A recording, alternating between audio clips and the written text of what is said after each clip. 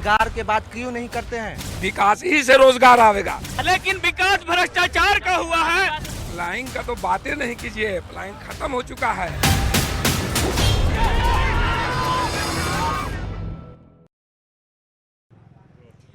नमस्कार। बिहार में आएगी किसकी बहार, इस पर न्यूज़ 18 की नज़र लगातार बरकरार है। देखिए, ग्राउंड जीरो से लगातार न्यूज़ 18 आप तक सबसे पहले हर खबर को पहुंचा रहा है और साथ ही साथ हर अलग अलग ज़िलों का दौरा करके हर अलग अलग ज़िलों में जाकर अलग अलग नेताओं से उनका रिपोर्ट कार्ड हम मांग रहे हैं और साथ ही साथ जनता जनार्दन से ये जान रहे हैं कि क्या वाकई जिस विकास की बात डबल इंजन की सरकार कहती है, क्या वाकई वो विकास बिहार में हुआ है या नहीं, ये जानने की भी कोशिश है। और इसी सिलसिले में आज हमारा कारवां पहुंच चुका है मगध क्षेत्र के बहुत ही महत्वपूर्ण सीट यानी कि जहानाबाद में। और जहानाबाद में हमारी मौजूदगी है। इस शहर का इतिहास भी काफ़ी दिलचस्प रहा है। अगर हम औरंगजेब की बहन की बात करें तो उनकी बहन के नाम पर ही इस शहर का नाम पड़ा जहानाबाद। और अगर हम सियासत के लिहाज से बात करें तो ये राजद का बहुत ही मजबूत गढ़ माना जाता है। अब देखने वाली बात ये होगी कि किस प्रकार एनडीए की तरफ से जो उम्मीदवार बनाए गए हैं उनकी तरफ से क्या वाकई इस विधानसभा क्षेत्र में सेंधमारी की जा सकेगी या नहीं, ये तो भविष्य में पता चलेगा आने वाले कुछ दिनों में जब रिजल्ट की घोषणा होगी। लेकिन उससे पहले अब हम निकल चुके हैं जब मैदान में, तो जानने की कोशिश सबसे पहले नेताओं से होगी कि आखिर क्या तैयारी उनकी तरफ से की गई है आने वाले चुनाव को लेकर और साथ ही साथ जो दावे उन्होंने किए थे पिछले 5 सालों में 10 सालों में, क्या वो उन दावों पर खड़े उतरे हैं या नहीं। तो सबसे पहले मैं अपने तमाम मेहमानों से आपका परिचय करा देती हूँ। हमारे साथ अलग अलग पार्टी के इस वक्त प्रवक्ता जिला अध्यक्ष मौजूद हैं और सबसे पहले मैं स्वागत करना चाहूँगी शंकर चौहान, भाजपा प्रवक्ता हमारे साथ हैं। बहुत बहुत स्वागत आपका न्यूज़ 18 पर। रमेश यादव राष्ट्रीय जनता दल से हमारे साथ हैं, बहुत बहुत स्वागत आपका भी। दिलीप कुशवाहा हमारे साथ जनता दल यूनाइटेड से हैं, बहुत स्वागत आपका भी सर। और अक्षय कुमार जनसुराज से हमारे साथ हैं। और यहाँ पर जहानाबाद की जनता हमारे साथ है, जहानाबाद के युवा वर्ग के लोग हमारे साथ हैं। इस कार्यक्रम की शुरुआत से पहले हमारे तमाम मेहमानों का स्वागत करें और आप खुद के लिए भी एक जोरदार ताली बजाएं ताकि इस कार्यक्रम को हम पूरे जोश और जिस प्रकार से बिहार के युवाओं की अगर हम बात करें, क्योंकि जितने भी चेहरे मुझे यहाँ नज़र आ रहे हैं उनमें युवा वर्ग की संख्या काफ़ी ज़्यादा है, तो वो उत्साह वो उमंग इस कार्यक्रम में भी दिखना चाहिए। तो सबसे पहले मैं शुरुआत रमेश यादव जी आपसे ही करूँगी, क्योंकि ये गढ़ है आपका, राष्ट्रीय जनता दल का गढ़ है और ये दावे आप लोगों की तरफ से लगातार किए जा रहे हैं कि हमने तो पूरी तैयारी कर ली है और इस बार तो पुरानी सरकार आनी नहीं है, नए चेहरे, नई गठबंधन, नई सरकार को इस बार बिहार की जनता चुनेगी। सबसे पहले न्यूज़ 18 के तमाम कार्यक्रम कर रहे साथियों को बहुत बहुत जहानाबाद की धरती पर अभिवादन, बधाई, स्वागत है। ये जहानाबाद की धरती संघर्ष की धरती रही है और यहाँ परिवर्तन की धरती रही है। निश्चित रूप से यहाँ जो समीकरण बनाया गया है, जो हमारा 35 से 40 हज़ार वोटों से जीता हुआ सीट, हमने जो बार बार ये आरोप लगता था कि ये जाति, ये पार्टी की जो है पार्टी है, उन तमाम जो है कि बातों से अलग हट करके इस बार हम लोग राहुल शर्मा जी को जहानाबाद से राष्ट्रीय जनता दल के प्रत्याशी बनाए हैं, जो अपार वोट से जीत हासिल करेंगे। और इतना ही नहीं, इस बार तेजस्वी जी ने जो युवाओं को जो आशा दी है, जो शिक्षित बेरोजगारों को जो आशा दी है, आज 20 वर्षों में एक सुई का भी कारखाना जो नहीं लगाए, उल्टे भारत पर जो 13 प्रधानमंत्री मिल करके 55 लाख करोड़ कर्जा लिए थे 2014 तक, वो जो है कि भारत के प्रधानमंत्री अभी 225 लाख करोड़ कर्जा में डाल दिए। बिहार पर लालू जी के समय में 41 करोड़ जो है कि कर्जा था, आज 400 करोड़ कर्जा है। कि इनके साथ गठबंधन में जुटे 19% की आबादी जो मुस्लिम समाज है उनको दरकिनार किया जाता है और ये खुद उस 19% आबादी को 14 सीट देने का काम करते हैं। और यादव समुदाय को 54 सीट देने का काम करते हैं, जो 14% आती है। देखिए जातीय समीकरण की हम बात करेंगे, लेकिन आपसे मैं सबसे पहले यही जानना चाहूंगी, यहाँ पर जनता जनार्दन हमारे साथ है, क्या विकास आपने किया है? गढ़ रहा है आपका, इतने वर्षों से लगातार आपकी पार्टी यहाँ पर है, तो क्या आपने कुछ बदलाव किए जहानाबाद में? बिल्कुल, जहानाबाद ही नहीं पूरे बिहार में लालू प्रसाद जी जब रेल मंत्री थे तो बिहार में 3 रेलवे का कारखाना दिए। बिहार में विकास हुआ या नहीं हुआ, ये अपना चश्मा का पावर पहले बदल लें। बिहार का जो विकास है, आप पहले चुप रहिए भाई साहब, यही आदत आप लोग का बीच में टोकने वाला रहा है। बिहार में जो विकास हुआ किसी से छुपा हुआ नहीं है। ये लोग जो है एम बाई मुस्लिम यादव का समीकरण बना कर चल रहे थे, जैसा हमारे भाजपा के प्रवक्ता ने कहा, बिल्कुल सही चीज़ था। लेकिन हमारे नेता एम बाई पर भी चल रहे हैं। वो एम बाई है, एम से महिला और बाई से युवा, महिला और युवा। कि विकास पुरुष नीतीश कुमार न सिर्फ जातीय समीकरण को देखते हैं, बल्कि सारे लोगों को देख रहे हैं, विकास की राह पर आगे बढ़ रहे हैं। अब नीतीश कुमार विकास की राह पर हैं या नहीं, वो जनता से ही जान लेते हैं। चलिए बताइए। सबसे पहले ये किसी का गढ़ नहीं है, ये जनता की गढ़ है। और यहाँ प्रेजेंट में सांसद सुरेंद्र यादव जी और पूर्व में चंदेश्वर चंद्रवंशी जी रहे हैं। तो भाई एक वो फंड बेलागंज में देते हैं और एक वो पटना में देते हैं। क्या जहानाबाद के जो विकास बाधित है ना भाई? क्या बदलाव चाहते हैं? मैं ये बोलना चाहता हूँ कि कांग्रेस हो, जेडीयू हो, बीजेपी हो या आरजेडी हो, हर लोग दंगा को, नरसंहार को, ये लोग का बात काहे करते हैं? जातिवाद को बीच में काहे लाते हैं? रोजगार के बात क्यों नहीं करते हैं? युवाओं की सबसे बड़ी समस्या क्या है? रोजगार, शिक्षा।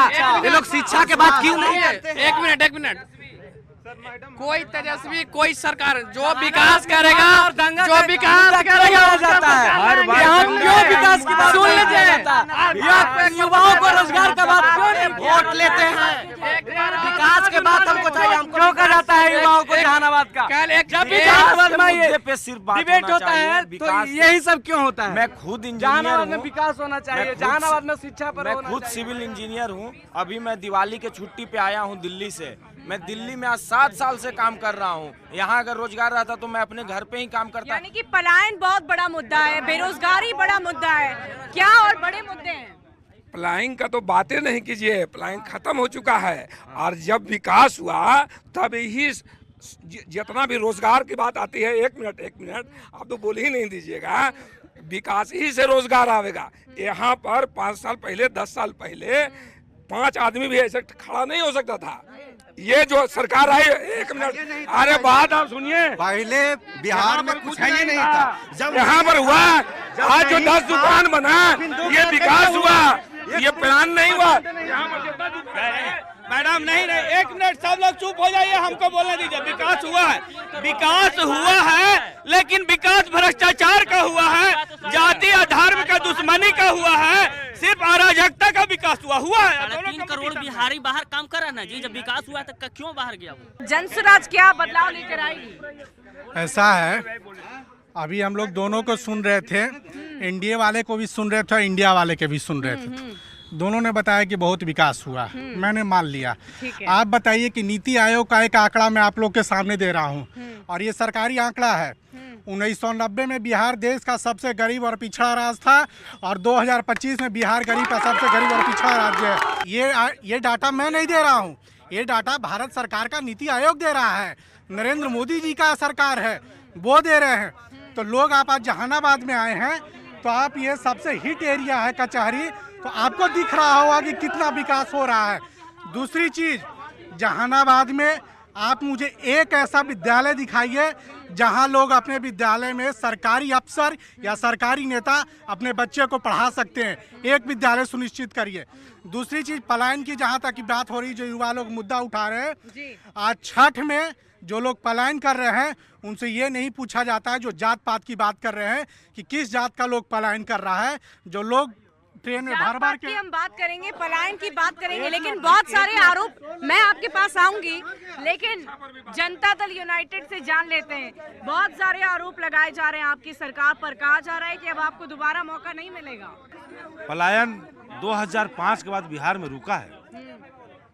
धीरे धीरे जो लोग बाहर गए हुए थे जो लोग वहाँ सेट कर गए, अपना पूरा परिवार रख लिए, वहाँ अपने बच्चों को पढ़ा रहे हैं, अपना मकान खड़ा कर लिए, अपना बिजनेस खड़ा कर लिए, वो लोग वहाँ सेट हो गए। लेकिन जो लोग किसी कंपनी में काम कर रहे थे वह बिहार आकर के बिहार सरकार की योजनाओं का लाभ लेकर के अपने बच्चों को यहाँ पढ़ा रहे हैं और सिर्फ रोजगार कर रहे हैं। लेकिन हम जनता से एक बार फिर जानेंगे कि विकास की बात हम बार बार करते हैं, विकास के मामले में जहानाबाद में क्या बदलाव हुए हैं? मुझे कुछ 5 बदलाव बताएं।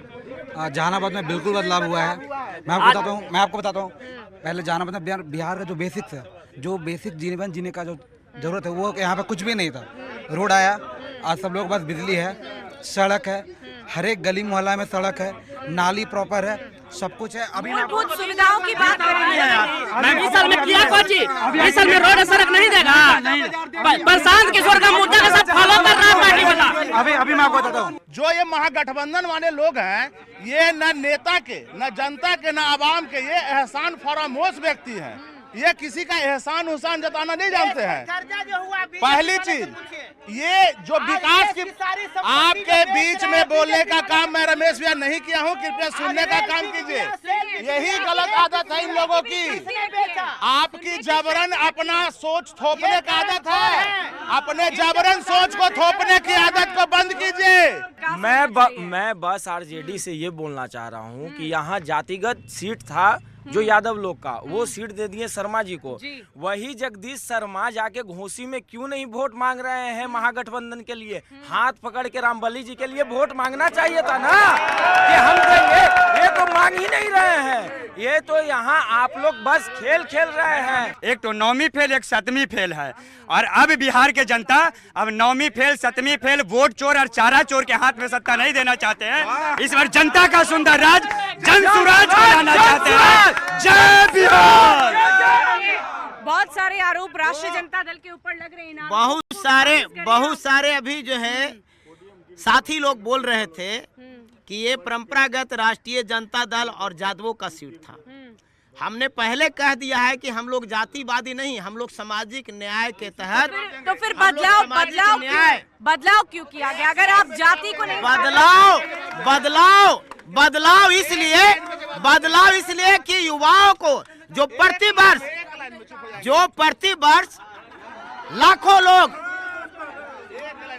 लाखों लोग इंटर ग्रेजुएट करके, लॉ करके, जो है बीएड करके जो बेरोजगार हो रहे हैं, उनके बारे में कौन सोचेगा?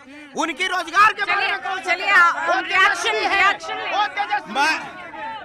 मैं युवाओं की बातों का सम्मान करता हूँ। एक बात अभी मैं बार एक बात कहना चाहता हूँ कि अभी इन्होंने क्या कहा कि मैंने जातीय अपवाद को और जातीय विवाद को समाप्त करने के लिए यहाँ जगदीश शर्मा के बेटे जी को सुपुत्र को मैंने टिकट दिया। बहुत आपको धन्यवाद है कि जहानाबाद से आपने भूमियार को टिकट दिया और बार्सलीगंज से वही बुरा बाल साफ करने वाले को टिकट दिया। ये कैसा जातीय उन्माद है? जातीय उन्माद की बात हम करते हैं, लेकिन जन सुराज से जान लेते हैं। जन सुराज की चर्चा लगातार युवाओं की तरफ से की जा रही है और जन सुराज ये दावा करती है कि हम जाति से उठकर, सारी चीजों से उठकर हम अपने बिहार की जनता की सेवा के लिए आए हैं। आपके नेता बार इसी बात का जिक्र कर रहे हैं। बिल्कुल, आपको ये स्पष्ट कर देना चाहता हूँ, जब जन सुराज ने ये बात कहा कि हमारे पास मुद्दा है शिक्षा, रोजगार और स्वास्थ्य और पलायन, तो सारे पार्टियां लोग अब कह रहे हैं कि हम भी रोजगार देंगे। तो जन सुराज की विजय तो वही हो गई। जो 10,000 रुपया का आज के तारीख में क्या वैल्यू है और 10,000 रुपया कहाँ से दिया? आपने एक बार भी लोगों से नहीं पूछा, सत्ताधारी लोग से, कि जो आज बिहार पर और देश पर जो बेतहाशा कर्जा बढ़ा है उसका जो कौन ही है जिम्मेवार है? हमारे तेजस्वी जी ने जीविका दीदियों को अस्थायी नौकरी देने की बात की है। 10,000 नहीं, अस्थायी हमारे जीविका दीदी को नौकरी देने की बात किया है। आप सोच लीजिए, इनके जो मुख्यमंत्री के घोषित उम्मीदवार हैं, एक तरफ महागठबंधन में 9वीं फेल और एक तरफ नीतीश कुमार। मैं महागठबंधन वाले लोगों को चैलेंज करता हूं कि नीतीश कुमार के ऊपर एक आरोप तय कर दे। दूसरी चीज, ये जो शोर शराबा हो रहा है, यहाँ इनका विपक्ष से भी छुट्टी होने जा रहा है। विपक्ष में प्रशांत किशोर जी आएंगे, प्रशांत किशोर जी का विपक्ष में फैसला होने वाला है। ये विपक्ष से भी बाहर जाने वाले लोग हैं। जनता जो कह रही है, जनता पलायन की बात कर रही है, जनता बेरोजगारी की बात कर रही है। मैडम, राजद के लोगों के पास न नेता है, न नीति है, न कोई सिद्धांत है। आप अगर कोई सवाल करते हैं तो ये लोग मामला भटकाने का काम करेंगे, इसलिए इनके पास जाने की कोई जरूरत नहीं है। मैं जनता जनार्दन के बीच जा रही हूँ, उनका सवाल ले लूंगी और आप उसका जवाब देंगे। इन लोग रोजगार की बात करते हैं। आप गूगल पे से, एक मिनट भाई, गूगल पे से बिहार में 22 चीनी मिल थी, वो चीनी मिल इन्हीं लोग के रीजन काल में बंद है। अशोक पेपर मिल थी जो इन्हीं लोग के रीजन काल में बंद है। तो इन लोग रोजगार कब दिए हैं? इन लोगों से एक बार पूछ लीजिए। और इस बार जहानाबाद में चारा चोर का बेटा नहीं चलेगा, जनसुराज अभिराम सिंह जीतेंगे, दूसरा कोई नहीं जीतेंगे। नौकरी में तेजस्वी यादव, उन्होंने कर खुद नौकरी लेने योग्य है। तेजस्वी 9वीं फेल है। चारा खाई मिश्रा बदनाम होवे लालू जाता, चारा खाई मिश्रा बदनाम वही न जिताया बिहार में। देखिए, जनता जनार्दन, यहाँ की जनता जनार्दन काफी उत्साहित है और बहुत उत्साह के साथ वो सवाल भी कर रही है। और ये तस्वीरें भी हम अपने दर्शकों को दिखा दें, बहुत उत्साहित है जहानाबाद की जनता। आपसे मैं बात करूंगी, लेकिन इस वक्त जो जनता जनार्दन है वो बहुत सारे मुद्दों को लेकर बातचीत कर रही है। जन सुराज से हम बातचीत करेंगे, जेडीयू से बात करेंगे।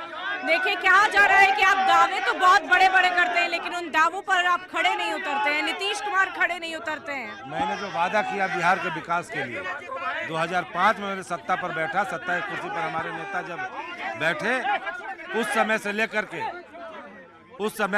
के आज तक उन्होंने जो घोषणा किया, जो वादा किया, उन्होंने पूरा करने का काम किया है।